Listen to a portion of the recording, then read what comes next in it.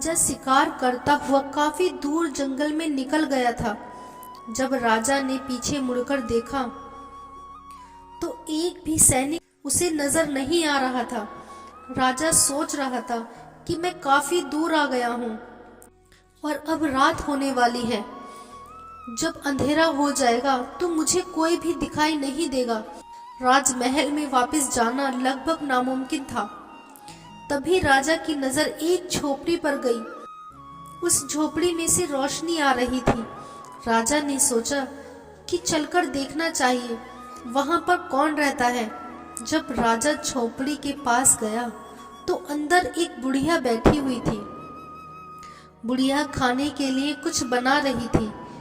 राजा को उस खाने की खुशबू से भूख भी लग रही थी, क्योंकि राजा पूरे दिन से कुछ भी नहीं खा पाया था और वह शिकार के चक्कर में काफी दूर भी निकल गया था।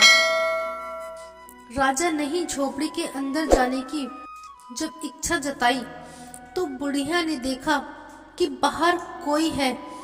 बुढ़िया ने कहा कि कौन है जो बाहर खड़ा है। राजा ने अपनी पहचान छुपाने की कोशिश की। जब राजा आया तो बुढ़िया ने पूछा कि तुम कौन हो। राजा ने कहा कि मैं एक राहगीर हूँ जो रास्ता भटक गया हूँ। बुढ़िया ने कहा कि आज की रात यहाँ पर तुम आराम कर सकते हो। बुढ़िया ने राजा के लिए खाना परोसा। राजा ने जब वो खाना खाया तो उसे ऐसा महसूस हुआ कि उसने पूरे जीवन में ऐसा खाना कभी भी नहीं खाया था। राजा के सारे पकवान उस खाने के आगे फीके पड़ चुके थे। राजा ने बुढ़िया से पूछा कि आप खाने में क्या डालती हैं जिससे खाना बहुत ही स्वादिष्ट बन रहा है। बुढ़िया ने कहा कि मेरे पास तो कुछ भी ऐसा नहीं है जो मैं खाने में डालती हूँ। बस मुझे तो ये पता है कि खाना बनाते वक्त हमेशा इंसान का मन शांत होना चाहिए। जब भी वह खाना बना रहा हो तो उसका खाना बनाने में मन होना चाहिए। जब ये दोनों चीजें इंसान के पास होती हैं तो खाना अपने आप ही अच्छा बनने लगता है। राजा को आज वाकई में ऐसा महसूस हो रहा था कि उसे फिर से ज्ञान प्राप्त हुआ जो आज तक किसी को भी प्राप्त नहीं हो पाया था।